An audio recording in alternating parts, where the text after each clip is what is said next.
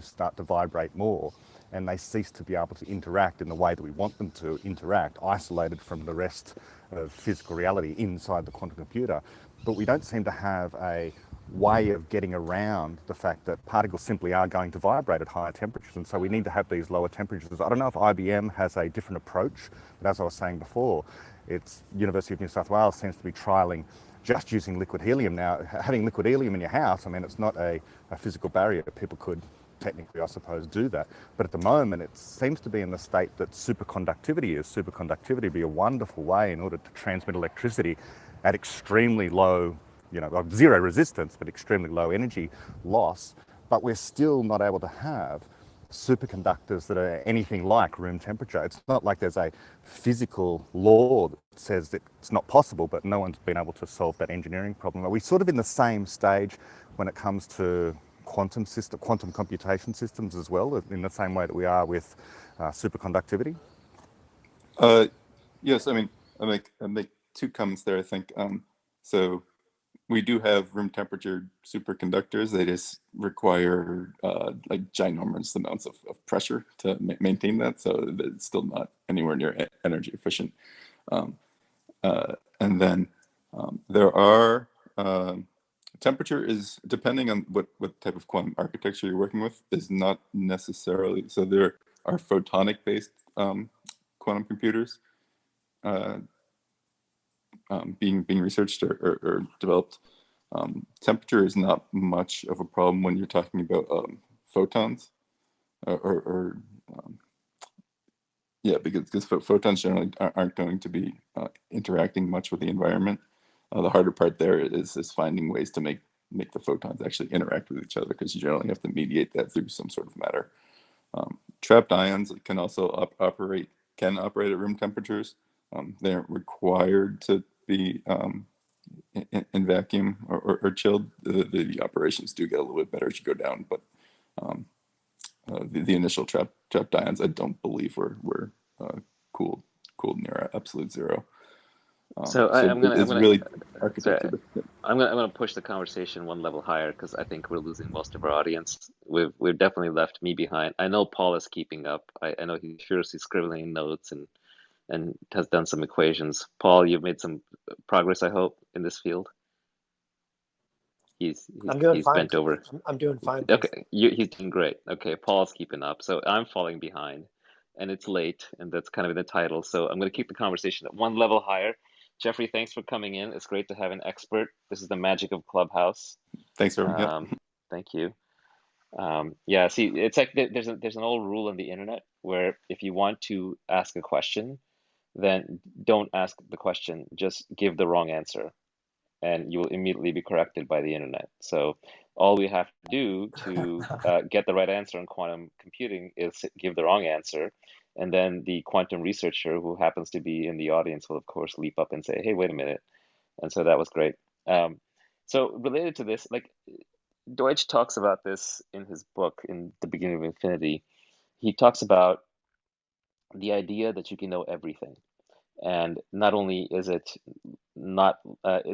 likely, but it's becoming more likely with time, because our theories, that our best theories, are becoming deeper and deeper with their explanations. Or as Richard Feynman said, like, nature uses the longest threads to weave her tapestry. So we're just figuring out better and better how to understand everything, and not to memorize everything, not to memorize all the little details in the minutiae, but to have the understanding of more and more broad topics at a high level. So he mentions four grounding theories that are like the most important, that sort of cover the largest field. And if I can remember them correctly, I believe it's epistemology, which is the theory of knowledge, or knowledge creation, which he talks about a lot with Karl Popper's work. It's the theory of evolution, popularized by or discovered by Charles Darwin and then improved subsequently. It's the quantum theory, which includes relativity, I think, as a subset. And it is the theory of computation, which sort of takes front and center with Deutsch coming up with the quantum computer, which can then efficiently replicate every physical process. What's missing? What else is there? So, Brett, you've read a lot of Deutsch. What about the complexity theory? The whole concept of emergence and chaos and the whole is greater than the sum of its parts and non-reductive reasoning. What about relativity? Should it be its own separate thing broken out in there? Is there really nothing else that is that fundamental? It feels like there should be a couple more explanatory theories in there. And if these four are correct, then what's next? What's the missing one? What's the next one that we should be working on, or is that not even knowable? So I'll come at that from a few directions. Firstly, the claim that we can know everything, and I think this is true. What we mean by this is that we can come to understand everything that is known. It doesn't mean that we will know everything that is possible into the distant, infinite future that can never be known. After all, we might potentially not be around for the infinite future. So there will be things yet to be known that we don't know today, that we don't I see. understand But today. of the Now, things that we do know, that yes. one person can understand all the deep explanatory theories behind all the things that we do know. Yes, so you mentioned complexity theory, you mentioned other areas of inquiry. Perhaps you might even throw in there something like philosophical knowledge, moral knowledge, political knowledge, the idea about how best to run a society. These don't appear at first glance to be in the four that you mentioned, but I suppose they come together if we start to talk about people and what people are. And that falls under all of those different domains. And then when you have the products of people's creative output, you then begin to explain what it is that people are doing. And if I could just mention how the fact that people don't appear in those four. It doesn't seem as though when you list epistemology, the theory of evolution by natural selection, the Yeah, theory of quantum evolution feels the computation, closest. Yeah, yeah, yeah. it feels the closest. But in At fact, I least would, evolution for their physical and epistemology for their mental. yes, so I would say, in fact, that people don't Oh, and need to evolve, computation. and Yeah, yeah. yeah, and this yeah, and it's the nexus between computation and epistemology where really a person emerges from that. And when we speak about people, we don't just mean human beings. We mean the potential of alien life. We mean the potential of AGI as well. These will be people, and what a person is a special kind of computer. Now, we haven't been able to program computers yet. We don't know what the software is. We don't know what the algorithm would be for an artificial general intelligence. An artificial general intelligence would have to have a way of creating knowledge. And of course, that's the domain of epistemology. That's what Karl Popper tried to explain, tried to come up with a broad brushstroke about what the best explanation of how we generate explanations is. And that is by this method of conjecture and refutation. Now, we understand pretty well about how to refute bad ideas, to refine the best ideas we have to make them better, but we don't really have a clue about how we create ideas.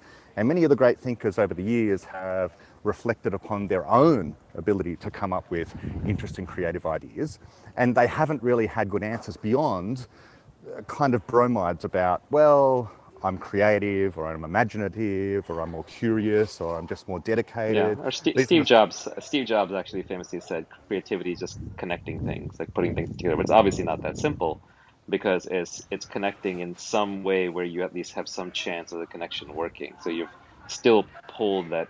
Uh, you've pulled into a range of potentially correct answers out of an infinite pool of noise. yes, So there's something going on in creativity that we don't understand, and this is probably what stymies AGI research, yes. which is if we can't program creativity, you can't program the thing that makes us fundamentally unique.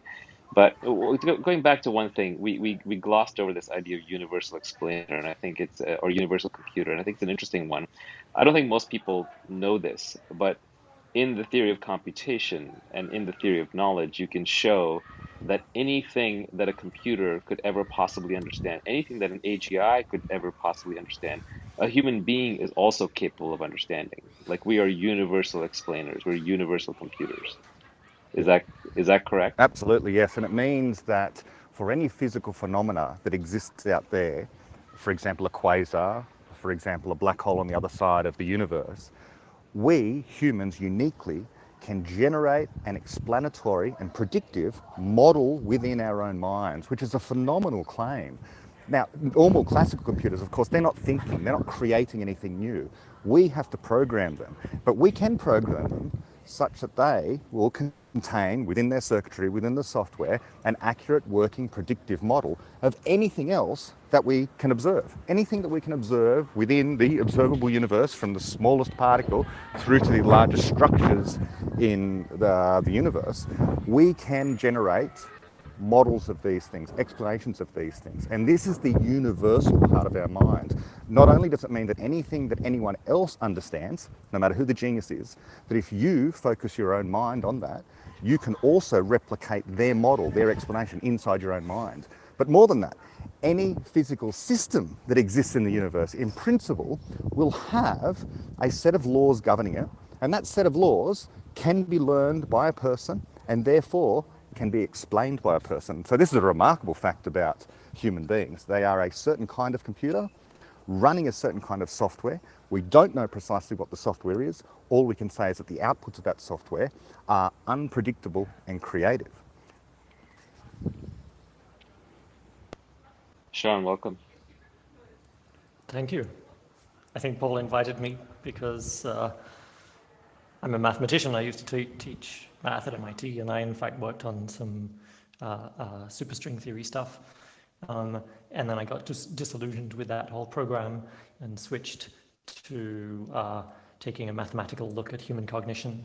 So I've been building useful models of human cognition, where a useful model, instead of some kind of academic plaything that you can write papers about, would be a model that you can use to build something powerful and measure the power of it in the real world. So how far are we from an AGI? I don't know, and I don't care, because human potential, I think, is the biggest under-recognized and massively under-tapped resource. Individual and then collective problem solving is just immense. And we see in like Silicon Valley startups where people create kind of optimal conditions, or in Bell Labs or other situations, what unbelievable kind of explosions you can create, but they happen by accident. And all of the kind of forces of power hierarchies and so on kind of work against those optimal conditions. A big thing that we actually need to learn how to do better as a society, and that I'm working towards, is making those conditions much more easily understandable and creatable. Why do you think there have been no, sorry to interrupt, Brett. Why do you think there have been no great scientific breakthroughs in the last few decades? I think, okay, we spent a bunch of time studying small breakthroughs inside software companies. We spent the last 5 years, I have a co-researcher who I met at Oxford who did philosophy and economics, and then who also did design. And those are two kind of important ingredients, because designers understand process in a way that scientists do not. We spent 5 years inside unicorns in Silicon Valley studying small breakthroughs. And we discovered that people who have ideas often don't know how valuable the idea is that they've got. The idea is not a fully formed idea that is provably valuable. It's just kind of a sense that looking in a certain direction is going to be powerful.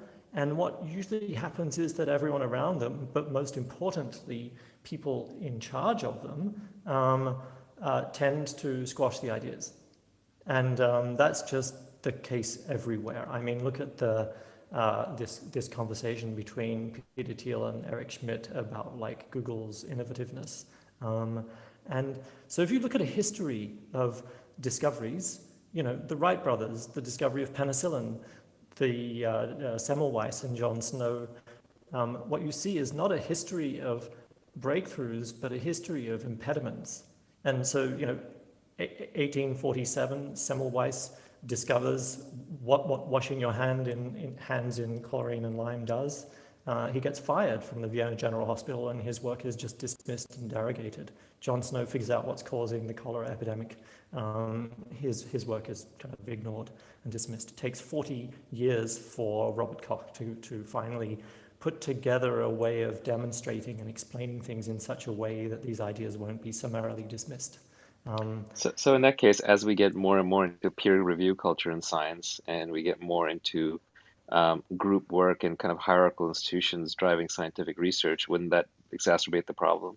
Yep, exactly. And that's exactly what you see. All of this kind of science research shows that, as the funders get older, they reject the more interesting discoveries that subsequently were demonstrated to be the valuable ones. Everyone feels this, like the young postdocs know that the ideas that feel to them to be the most powerful and important, they don't get to do because it's too risky. So Yeah, I think the average age of like the recipient of a grant, the lead researcher who gets the grant, has climbed a lot. It's gone from like low 30s to high 40s yeah, in the past few decades, yeah, yeah, yeah. I mean, Silicon Valley is the place that's bucked the trend. But right? It unfortunately, goes Silicon younger and Valley, younger.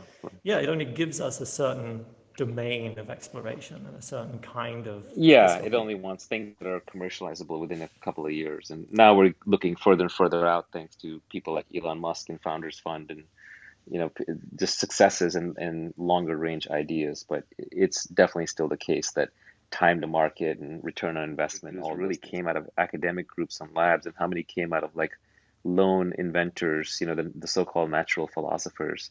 I don't really know what that breakdown is like, but Oh, it it's would be an massive. interesting thing to look into. Yeah, the lone inventor, but or the collection of inventors, the Curies. I mean, the pair of people who know how to think really well together and who check each other's blind spots, ask each other hard questions, but in a generous and curious way.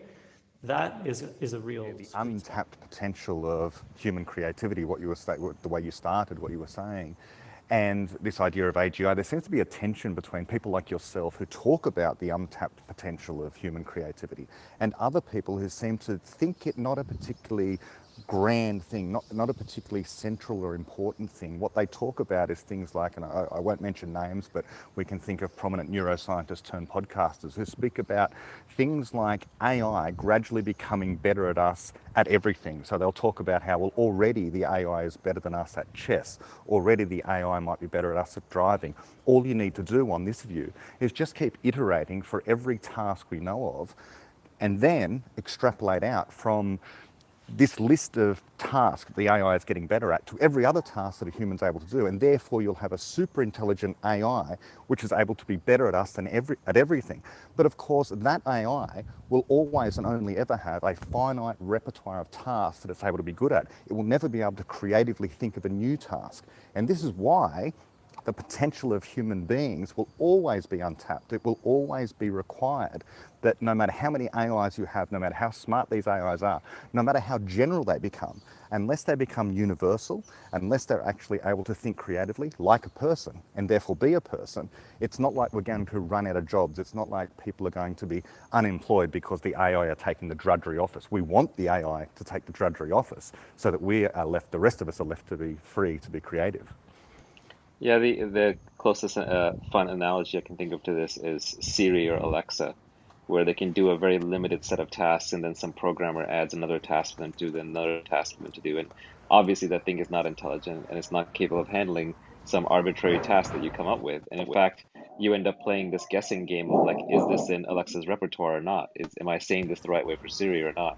But even the AGI, like even if you're to expand that out, your point is like it would have to be so general, it would have to be universal. And if the AGI becomes universal, then it's actually at the same sort of level. It can do the same kinds of explanations that we can do, and It will hopefully be a could person, augment our yes. intelligence. It would be a person essentially. It would be a Yeah. person with maybe a different data input and output mechanism and different rates of taking data in and out. And then we can get into all kinds of like, what is this motive, right? But I would think that something that is that intelligent would also be wise, and something that is Yes. that wise would realize that the limiting factor in the universe is knowledge. There's unlimited resources. It's just, do you have the knowledge to do what you want to do with the resource or not, to make use of it? And what an AI would want to do if it was truly hyper intelligent, like a human being, and a full universal explainer, it couldn't, by the way, bootstrap itself into some form of intelligence that we just are incapable of. That's not what would happen. Yes, it could take in lots of data, but it couldn't just come up with ideas that we couldn't understand and develop technologies that we would not be able to understand. Instead, I would posit that any truly intelligent creature realizes that the scarce resource is knowledge. So it would want to trade with us. It would want us to be as knowledgeable and creative as possible to create knowledge for it to then also consume. And basically, a thought partner, to Sean's point, right? Big breakthroughs come through short partners. A smart AI that wanted to get smarter would hopefully be curious and generous in a way that it can grow with us. Same reason why I don't buy the dark forest hypothesis. With all due respect to Brian, I don't think alien civilizations will destroy each other on first sight. They'll trade for knowledge.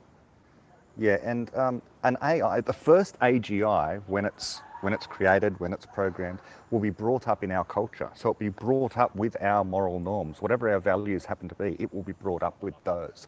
And insofar as a programmer can actually program in certain values, if it's a true AGI, it will be able to change those values, improve those values in light of its own experiences and ideas.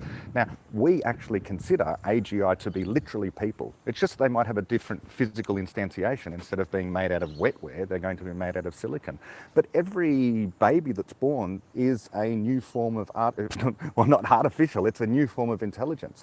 But the only difference between the baby that's been born and the AGI that's being born is the physical kind of hardware that it's running on. In theory, the program, the software that it will have, will be equivalent at a fundamental level. In both cases, it will be about creating explanations, creating knowledge, because that's the fundamental nature of a person, whether they be AGI, alien from the other side of the galaxy, or even us. We're all equivalent in that way. And that's why David Deutsch says there's one kind of person. And it's the one reason to be optimistic about the world is that every new child is essentially a lottery ticket for humanity on the next Einstein or the next Bohr or Fermi or someone who can create a breakthrough that will benefit all of humanity. Because ideas and the output from ideas in an interconnected world are nonlinear. One person can literally improve the standard of living or the health and well-being for everybody. One person who's born tomorrow might figure out how to get us all to immortality or to gene therapy or to beating cancer or to building lighter weight rockets or all kinds of things. So every single person who is born, if we can help them get to their maximum creativity, can actually create abundance for everybody. And that's sort of the way out of the classic Malthusian trap. The Malthusian trap was that we're going to grow so much so that we all consume the resources. But instead, what we always do is we grow our knowledge. And by growing our knowledge, we change the definition of what resources are. And we actually increase the resources available to us faster than we consume them. Yeah, and obviously the historical fact is that as the population of the planet has increased, so has the standard of living, inexorably and for everyone. So every time you get modern Malthusians who say we need to stop the population at X level, we need to prevent cities from getting too large, and so on and so forth. What we found is that over the centuries this has been going on, things have nevertheless gotten better. We've found cures to disease. We've found ways to support people on ever smaller pockets of land. We've found ways to feed more people using less resources over time per unit person. So there's every reason to be optimistic. Not even every reason. There's every good explanation we have about what it takes in order to support more people. It tells us that the amount of people on the planet is nowhere near its maximum limit. And in fact, of course, we don't have a limit. We're not limited to the planet. Eventually, we'll be able to move out from here and occupy the rest of intergalactic space. Yeah, to some extent, we're already living in a biosphere. I mean, the carrying capacity of the Earth as hunter-gatherers is probably like 5 million people or thereabouts. We're already living in a very artificial environment that we've created for ourselves. Now, obviously, the challenge here is to do that in such a way that we actually, survive long enough on this planet to either terraform it or to create the next one. But, so far it hasn't been so bad. I'd like to reorient the emphasis a bit, rather than thinking about when we look in the rearview mirror at history, we look at Einstein and Fleming and John Snow and Pasteur as these amazing discoverers or inventors. I have to think that there's just a continuum between what we like to talk about as discovery versus invention, and they're really all part of the same thing. And so we think, oh, there's these rare people, and we use the label geniuses. But actually, a lot of the research on what people can learn suggests that the people aren't rare, it's the conditions in which they got to maybe obsessively acquire skill that are rare. And in fact, when you look at those conditions, they're incredibly rare. And often certain people who kind of end up looking like they were obsessive about certain things, they in fact had mentors, and they obsessively created the conditions in which they could continue to learn. So it was a kind of a virtuous cycle. And so what we actually need is to create rare conditions. And then rather than thinking about knowledge, think about tools that people with incredible amounts of skill that they've grown can use. Because, you know, what did Einstein need to do? He needed to forget the knowledge of his forebears and look afresh at the Michelson-Morley experiment, and then be good at using some mathematical tools, and then invent a new model to explain the data. Or, you know, Which one was Michelson-Morley? Was that the light bending around the star, the starlight no, bending around the sun? No, that was the no, that was failed that was a crucial test. Yeah, that was the Right. failed experiment to measure the rate at which the luminiferous ether, which was thought to be the Oh, right, substrate right, through moving which against the light passed. background. That's right. Yeah, Yeah, the yeah, space is empty problem. Yeah, is there yeah. a background or is space empty? Yeah. Yeah, so everyone else said, you know, oh, the experiment just wasn't accurate enough, so they classified it as just a failed experiment. And Right. So Michelson-Morley was basically the belief was that there's a luminiferous ether yes, against which everything moves. It is a yes, background, and yes, so that's how everything like time and gravity sync up in different places. yes, And so they're supposed to measure the rate of movement against the background. They just couldn't find it, and yes, so they thought the experiment was wrong. It was broken, and yeah, it actually turns out there is no ether. Everything is relative to everything else, and that was Einstein's breakthrough. yes. Yeah, and so you know, he had to dismiss this so-called knowledge, and you know, the physicists of the day were unable to dismiss that knowledge. I mean, that's the other kind of really interesting point here about you know, it's how you think about some of what's available, and then how you decide that, you know, other stuff, kind of, you know, other theories that are being talked about in the ether, pun intended, you should in fact forget Yeah, there's about. there are other what other things are hanging out there in physics at loose ends that are just completely unexplained and might be contradictions of this order. Like for example, every time I hear dark matter and dark energy, something in me sort of feels uneasy, as if, well, no, this just feels like we're one big twist away from figuring out what that is. Like something about our current theories really doesn't make sense at all. Some assumption is broken at a core level. Would you characterize those, or are there others that you would point to that are like, hey, these experiments cannot be explained by physics today and may require fundamental rethinking? Could be. I mean, you know, I dove into cognitive science and started looking at the completely fragmented and, you know, ridiculously terrible stuff. Way more ingenious and jaw-droppingly beautiful than most physics experiments. Buried, and then fragmented because, you know, it's buried in, you know, like there's incredible results on problem-solving situations from the 1950s and results on developmental linguistics of children from Steven Pinker, but they're all just scattered across different disciplines, and these disciplines don't talk to one another. And no one ever set out to try and build a truly unified framework and in which you could interpret all this stuff. And, you know, the evolutionary psychologists, Cosmides and Tooby and certain others, kind of tried to build a unifying picture, but they didn't set as their problem to incorporate and restate all of the solid discoveries from all these other disciplines, and that's what we set out to do. And so there are anomalies galore. I mean, there's just so many stuff, so many kind of data points or hypotheses that you can just, I mean, it's just the most interesting and fantastic playground. Brett, if you had to point some aspiring young physicists in directions, where would you point them? Well, I would suggest we begin with Popper's injunction to begin with the problem. And you mentioned two that I'm really fascinated by, which are the dark energy problem and the dark matter problem. I'm interested in cosmology, and so that's where I'd be pointing young physicists to, is anywhere that we don't have an answer, where there's a conflict between observation and our present state of knowledge. This is the history of science. The reason why Einstein came up with general relativity is because there were observations, namely of the orbit of Mercury, number one, but various other problems with the way in which to reconcile electricity and magnetism with special relativity that caused him to come up with general relativity. So he began with a problem.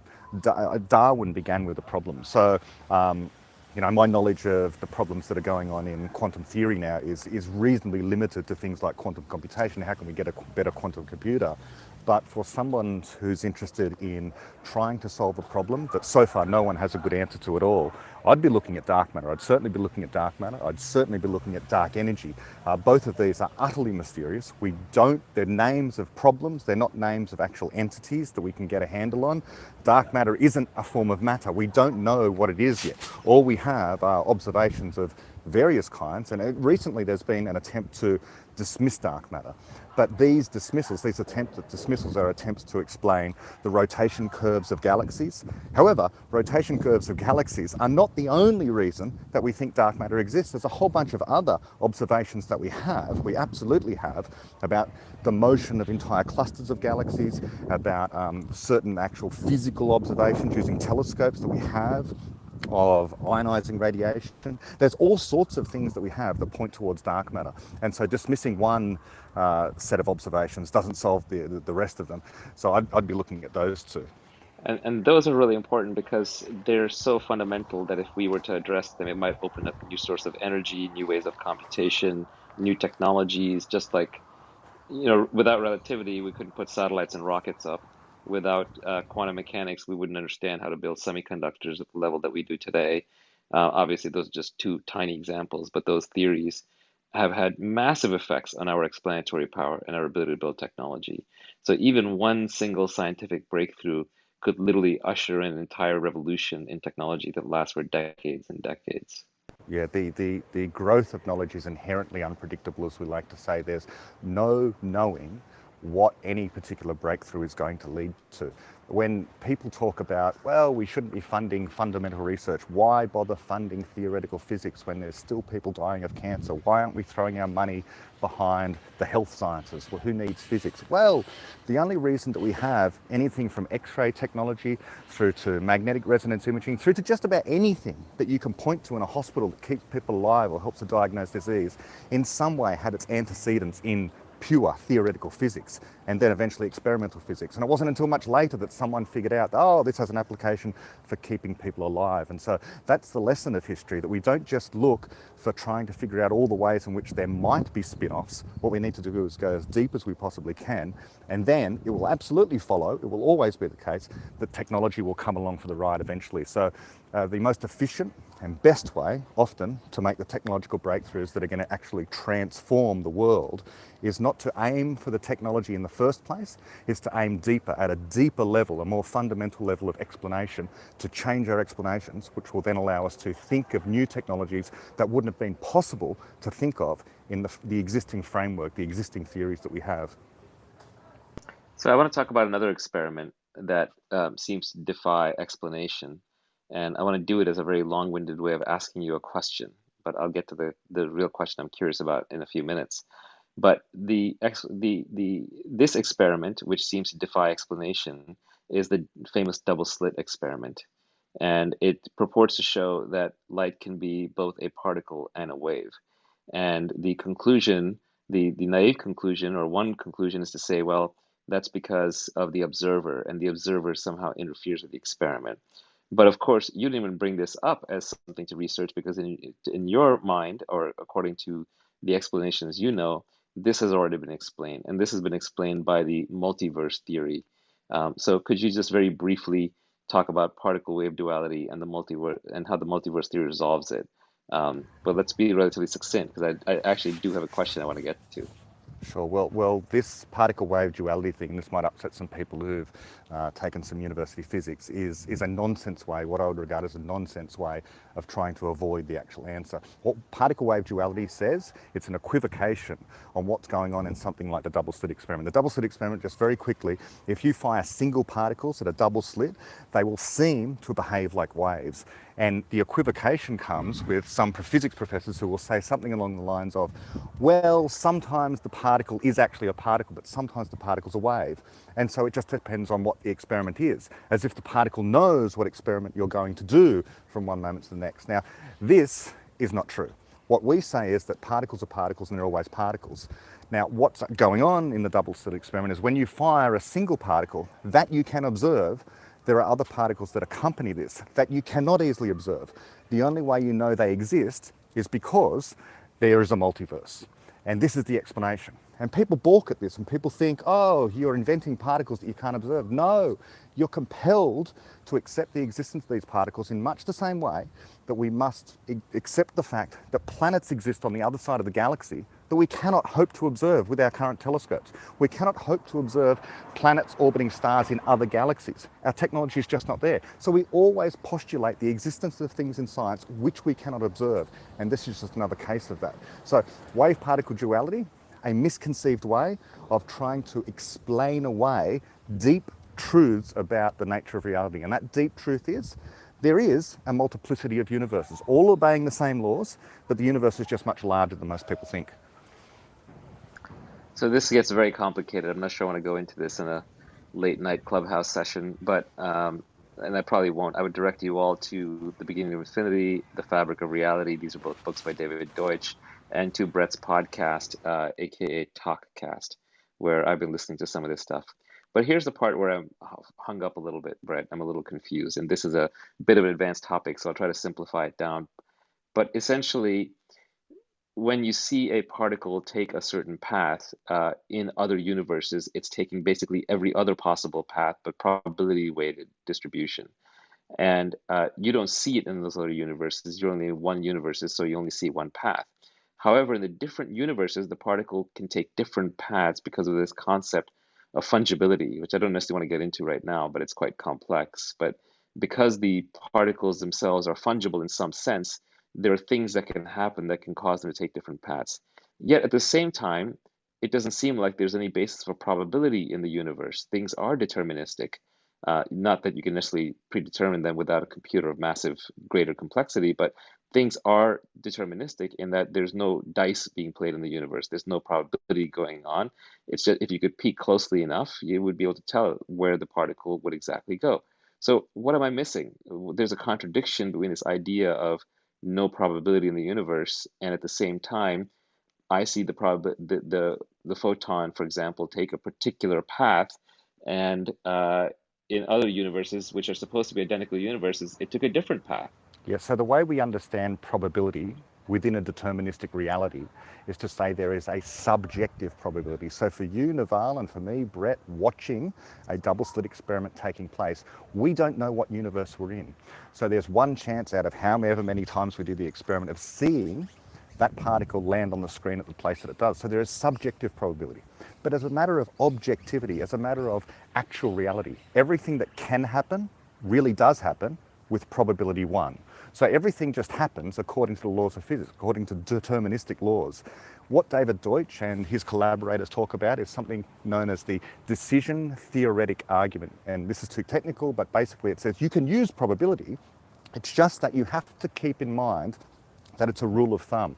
It doesn't mean that things are really, truly probabilistic in some sort of ultimate physical sense. It just means that from the perspective of a person who occupies a particular universe, you're able to make a calculation to say where those particles are going to go. And by the way, we know these other particles in other universes must exist because we can do other experiments. For example, blocking one of the slits in the twin slit experiment. If you block one of the slits in the twin slit experiment, the interference phenomena disappears.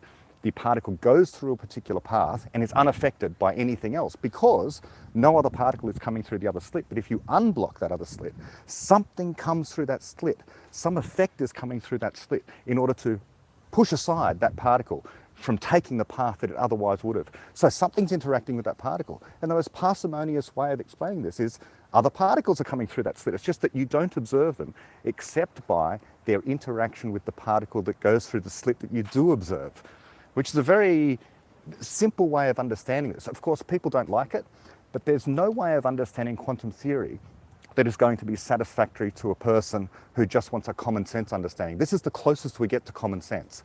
Everything else invokes spooky action at distance, spooky consciousness, something really unusual and weird, or something that simply violates logic. And I have no time for people who want to violate logic. For example, by saying something is both a particle and not a particle simultaneously. I need to preserve the law of the excluded middle.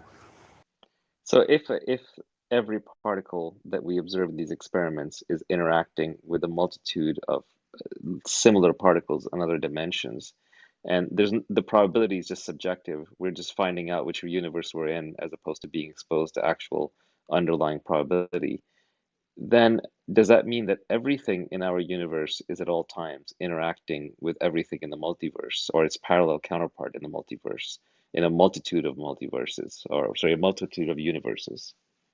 Yeah, so it's not interacting with everything, but it is interacting with, during interference experiments is when we notice the interaction.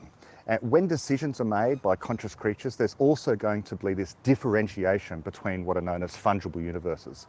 Now, this gets really deep into the philosophical nature of personhood, and this is the intersection between quantum theory, the nature of personhood, and free will. And free will. So for example, and I know this is hard for people to accept, but this is what the theory tells us, is that right now, as a matter of your experience, you experience being a single person in a single universe. But in fact, what you are is uncountably infinite numbers of identical people. In fact, more than identical, they're fungible.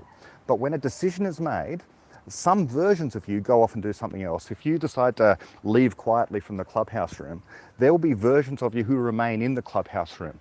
But you will only, of course, occupy one of these two different universes. But some proportion of copies of you have gone to do something else. And that's just the way it is. An uncountably infinite measure of versions of you have gone to do something else, and an uncountably infinite measure of copies of you have remained doing the thing what you're conscious of doing right now. And that continues to happen every time there's a choice before you. And in fact, more than that, every time there's a quantum choice in the universe, every time a particle could have gone hither or thither, the entire multiverse differentiates. We don't use the word splits because split seems to imply that the universe is somehow physically splitting. What we say instead is that there's this process of differentiation where universes that were completely identical, the word for that is fungible, become different after the quantum interaction. I love how science gets even, and physics gets even weirder than, say, Buddhism, which says you live many lives. Science says, no, actually you live nearly infinite lives, and they're all Yes. here at the same time. Well, this leads to what some people do get very spiritual about this, and they talk about things like quantum immortality. And this, I do not encourage anyone to do this, but the idea of quantum immortality is, let's say that some terrible tragedy happens to you, you decide to perform an experiment where you end your own life. Well, then what happens is that there's going to be some version of you that continues to survive that event, that continues to survive. And so it leads to the idea that in some proportion of universes, you will continue to survive forever. However, what I want to say to that is, yes, some version of you, but that's not necessarily you. That's not the conscious version of you. You Right. occupy a particular universe. And although a particular version of you goes on to live forever, that won't be you. That'll be a copy of you, and you will have no conscious experience of that. So don't try the experiment, read about quantum immortality, but keep in mind that although some version of you might go on living forever, that's not you. You will be dead. So basically, if I keep playing Russian roulette and I keep winning, then I'm in my best universe. I suppose so, yes, but it becomes vanishingly improbable for you to continue to survive. Wait a sec, I want to just poke a tiny little provocation into that. It seems like you're saying that some of the versions of you in these multiverses are conscious and other of the versions are not. And I think of consciousness as an epiphenomenon of the computational structure of our brains. And so I'm just wondering, wait, did I miss something? No, I think they're all conscious. They're all absolutely conscious. It's just that you, of course, are only conscious of your experience. You're not conscious of the copies of you that have different experiences. So they're all equally conscious. I personally don't say it's an epiphenomena. I don't know what it is. Maybe it's an epiphenomena. I like to think that it's just one way of looking at the flip side of free will and creativity. From the inside, we experience consciousness, and I would suggest from the outside, what we see in other people is creativity and free will and unpredictability. So I think there's sort of two sides of the same coin. But all copies of people by definition almost, I would say, are conscious. It comes along for the ride with being a universal explainer.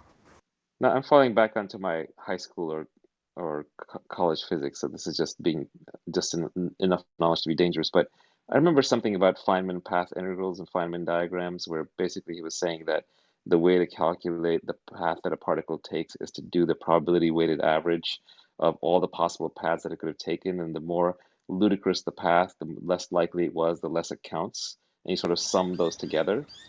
So is Yes. that related? Like in a multiverse situation, are you also essentially taking paths through space-time? Every particle is taking paths through space-time, and essentially, instead of this being this virtual calculation that you're doing to figure out the one correct path, you can just break apart the Feynman integral, assume that all those paths were actually taken, and now the distribution is across different multiverses, as opposed to just a probability calculation used to converge in a single universe. Yes, exactly. A lot of us like to say that Feynman just about got there. He didn't, I don't know if he ever met Hugh Everett or he didn't fully understand Hugh Everett's theory. I don't know if he read Hugh Everett at all, who was the guy we credit with coming up with the multiverse so-called interpretation first. But Feynman's path integrals, these multiple histories, he said they were in theory there. We just go one step further and say, no, they really are there. And not only are those multiple histories really there, but they continue to persist through time off into the infinite future as well. They're really real, and we know they're really real because Feynman himself would have said, well, these theoretical things are affecting these practical things. So the abstract calculation has a real world effect, namely of causing the outcome that we do observe to actually happen. So if something is causing something to happen, then it has a real existence. It doesn't just have a theoretical existence. So I think Interesting. So Feynman skimmed past the answer, but he was doing it as a calculation expediency or a calculation tool when actually it represented a deeper underlying reality. yes, I think the history of science is replete with this sort of thing, with many geniuses just about getting there, getting hints of the underlying truth. And I think that this is a perfect case of Feynman. Perhaps he wanted to say that these things were real, but he didn't quite have the cojones to actually admit that, because you do sound a bit crazy. Like if you start to say all the possible histories really do exist in some way, well, then you're compelled to go down the philosophical argument of saying, oh, so you know, in the past, Hitler really did win the Second World War. In the past, you know, people didn't evolve, and so there is a history where the dinosaurs have continued to survive. Yeah, those things really do exist, crazy as it sounds, weird as it sounds, but you can either go down that road of simply following the literal interpretation of what the equations are saying, or you can deny the literal equations. But in no other area of science do we do this, by the way. No other area of physics do we say, well, you know, the equations say that as the Earth orbits the Sun, it goes through all these different points through the orbit, but we're only going to admit that one point on the orbit exists, namely the one that we observe right now. The one that we're yet to get to, we haven't observed that yet, so it doesn't really exist. And the one that we've already been to, that doesn't really exist. Well, no one is willing to say this about Kepler's laws. All points on the orbit actually exist, even if we don't observe the planet there simultaneously at all of them. So it's only when it comes to quantum theory, to the Schrödinger wave equation and various other equations in quantum theory, do we then say, oh, this equation, it's just a kind of fictional model. It doesn't represent anything real. We need to deny the literal truth of this equation.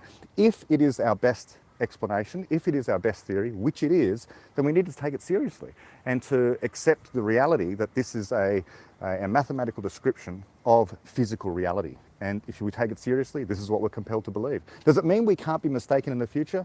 No, we can be mistaken about anything. We're fallible human beings. But at the moment, if you want the best understanding of quantum theory, of our deepest theory of physics, this is what it's telling us. So I don't know if you've heard of a related concept called Solomonoff induction. Did you ever encounter that in your readings? No, I've only looked up what it means after you've mentioned it to me a few times. Yeah, I bring it up because it seems to me like it seems to me to be to knowledge what Feynman path integrals are to particle movement, and it's basically saying that I don't even know how to articulate it well, but the less that goes into the theory, the less moving parts there are, the less assumptions there are, the more likely it is to be correct. And then there's a probability distribution of theories as explanatory for anything that happened, for any effect, um, based on how many assumptions there are. So the naive version of this is Occam's razor, which just says, well, the explanation with the least entities and the least objects is the correct one. But Solomonoff induction is more of a formalization of that kind of gives you the whole distribution, not just the short form Occam's razor answer. And again, it seems to map to the creation of knowledge, what we've been talking about with particles. Do you think there's a relationship there, or is that just like a funny coincidence? Personally, I always get uncomfortable with the idea of this or that theory being more likely to be true than another. I think in almost all situations, we're extremely lucky to have an explanation of any given phenomena. So pick gravity. We're very lucky to have an explanation. Call it general relativity. We don't have multiple competing explanations, so we're never in the position of trying to decide between them. It's been a century since we've had a competitor to general relativity, which was Newton's theory of gravity, and we were able to rule out Newton's theory. And so now we're down to one again. In many, many cases, we have identically zero explanations, for example, dark energy. Now, think of any other phenomena. I'm standing in a park right now, I'm looking around at cars. There's identically one theory about how internal combustion engines work as a car goes past. For any phenomena, there's usually one theory, and we call it the scientific theory of evolution by natural selection, the scientific theory of combustion, the scientific theory of quantum theory, so on and so forth. It's very rare for us to be in a position where we need to choose between theories, and when we are in that position, it's not like we assign probabilities. We do an experiment, we do a test, and that test, in the ideal case, will rule out one competitor, and one of them won't be ruled out. Now, that does not mean that that competitor that we have not ruled out, for example, in the case of general relativity, is absolutely certainly true and will stand for all time and cannot possibly be improved. In fact, as fallibilists, we should expect that there will be a competitor who will come along one day and which will be able to do everything that general relativity can do and more. And it's the and more that will then allow us to come up with an experiment to decide between general relativity and the future competitor. That future competitor will probably be something that has a connection to quantum theory, by the way, and this is why, going way back to the beginning of this conversation, it doesn't appear in Deutsch's 4 most fundamental theories, because we expect that quantum theory, once it is united in some way, once we have a quantum theory of gravity, it's that quantum theory of gravity which means that general relativity, in some sense, gravity will just be subsumed into quantum theory. Effectively, it'll be subsumed into the quantum theory of computation, and so then we'll have a unification of gravity, computation, and quantum theory.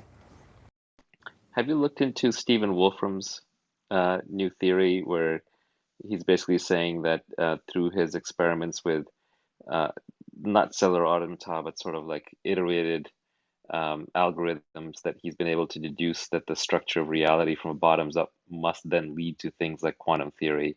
But it's like a very computational bottoms up approach. I can't decipher it. I'm just wondering if you have some thoughts on it. No, I don't. It sounds very interesting. I mean, anything that seeks to begin at the foundations, I'm always fascinated by. It's just whether or not, of course, it leads to any testable predictions, anything that's different to what we currently have. And if it leads to a That's fair, testable yes. prediction, wonderful, then we can do the experiment. I look forward to Right, be able right. to do an experiment. Yeah. No, that is the obvious question. He's got a multi-hundred page book, and the question is then, so what? So what do you think is real that the current theories do not believe? And what is the experiment that we can set up to test that? I'd love to direct you to a messy and incredibly uh, frustrating aspect of reality for which there are multiple theories depending on how you define theory, which is step into a classroom and there's a bunch of school children learning things, and then go to a conference or a number of conferences or read some books on all the different theories about what's actually happening and therefore what you should do to make it work better. It's just a mess. That's actually what I measure, and I take a different approach where I'm more of an engineer than a scientist, so I don't actually care what's true. I just care what can I build that I can measure the power of. And so I'm more, I guess, on the side of Feynman saying, okay, well, we have a theory, and then we don't need to know what the theory means or whether it's really true. We just need to know, can we use it to build something with? But it seems like it would be much better to know underlying how the theory works and whether it's true or not, because just prediction is not explanation. Just because I can predict something doesn't mean that I really know how it works and that I can be comfortable and confident that I can predict it in all circumstances or predict what's going to happen when it starts intertwining with other things. So I'm not so sure. I think yes, as an engineer, that can be useful. It can be kind of a rule of thumb, but it's not a strong theory if it doesn't come with a strong underlying explanation of how things work. Yeah, that's a good point. I just note that in the history of our attempts to come up with truth, true theories of things, the history of humanity is pretty spotty. Like we latch onto something and we believe that it's true, like the luminiferous ether. And then it's so true that we find excuses to dismiss any awkward anomalous data.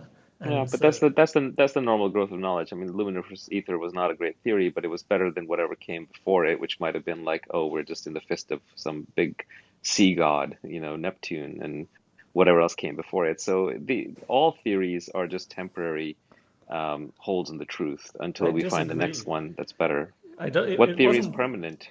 it What theory wasn't is better. settled? It wasn't better because it was worse, because it created this cultural baggage that people then were unable to escape from until an outsider came. And so I kind of think that to keep ourselves fluid and the causality around something like human cognition is just way more hairy, way more multi-causal. You've got compounding loops where stuff doesn't look like it's happening and then it slowly builds up and becomes the dominant phenomenon. And our minds were not designed to grok. Well, I think we might have no good theory of human cognition. I mean, or the ones that are there are so weak that they just don't have much explanatory power yet. I Well, think mostly what Brett and I were talking about was about physics, sure, and physics sure. is tighter. Like it's it's fundamental reality. It's not wetware. It's not humans. Humans are messier. Humans are, But then again, like, I would have thought something like the theory of evolution, the theory of computation, like just the idea of a theory of computation and kind of how thinking machines think and what their boundaries are and what they can do and what they can't do and what kinds of problems are solvable, what kinds of problems aren't. I would not have even thought that as a discipline would necessarily be possible until I learned about it. We might be missing a very fundamental theory of human cognition that once we have it, we'll look back and consider all previous explanations as toys or just rules of thumb because we hadn't yet gotten to a deep and elegant theory. I think it was. well, Oh, sorry. Go ahead, Sean. I'm the crazy outsider who, in 10 years' time, you will look back and say, oh, that crazy lunatic who was on that stage 10 years ago, what a crazy person. Or in 10 years' time, when I say, actually, the right theory is a theory of the evolution of systems of computation, but you need to look at the structure of those systems, and it's actually quite hard to map them out because there are a whole lot of kind of selective forces at play, and so we're not good at thinking about systems, but if we write them down and carefully try and account for them, then you can actually get somewhere.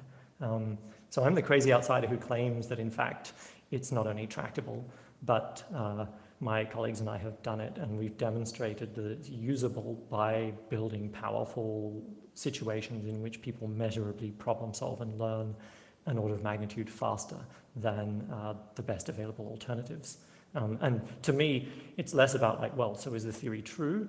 I mean, it rings true because it's explaining things at the right level, the evolution of systems of computation, rather than, a theory about some literal stuff in your mind. But, systems of computation have state. And so what I can describe is your mental state, your dispositional state, which is the collection of things that you think of as beliefs, but actually they're represented a bit differently as kind of probabilistic causal models wrapped around conceptual entities, and then desires or goals or kind of homeostatic kind of triggered states, and then most of which are in your unconscious, so you're not aware of them, and then action plans which get decomposed into individual actions that are designed to kind of move us in the direction of fulfilling one or other of the many action plans that are kind of being held in your mind at any given moment. And so that kind of state, which is just like the state of all of the running programs in your laptop or your iPhone, is not a simple thing. But if you describe the kind of evolution of a system of computation that has to simultaneously satisfy a whole bunch of different requirements because it was evolved to be good at doing those things, this is the one that checks out with both knowing what computation looks like and knowing what evolution produces.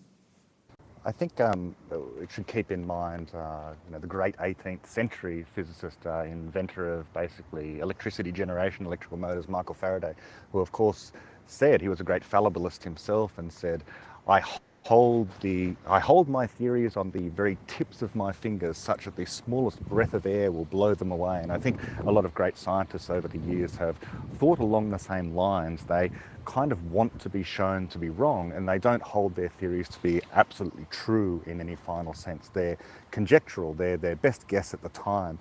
And so what we're after correcting errors. We're trying to find the flaws in the current theories that we have. We should expect almost everything we know to ultimately, in the final analysis, to turn out to be false.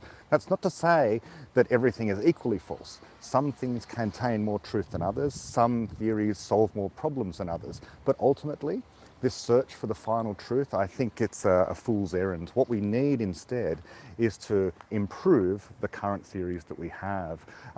Talking about the distinction as well, I might have to go after this, the distinction between predictive theories, purely predictive theories, and explanatory theories. We only need to move away from fundamental physics into any other domain. And one of my favourite examples, one of David's favourite examples, is the idea of dinosaurs. Now, if you think that science is merely about trying to predict stuff, well, if you want to try and explain what's going on with fossils and you're merely a predictive person, what you will say is, well, this fossil is in that strata of rock rather than this strata of rock, that particular pattern that kind of looks like a T-Rex, that's going to be found here below this thing that's a brachiosaur.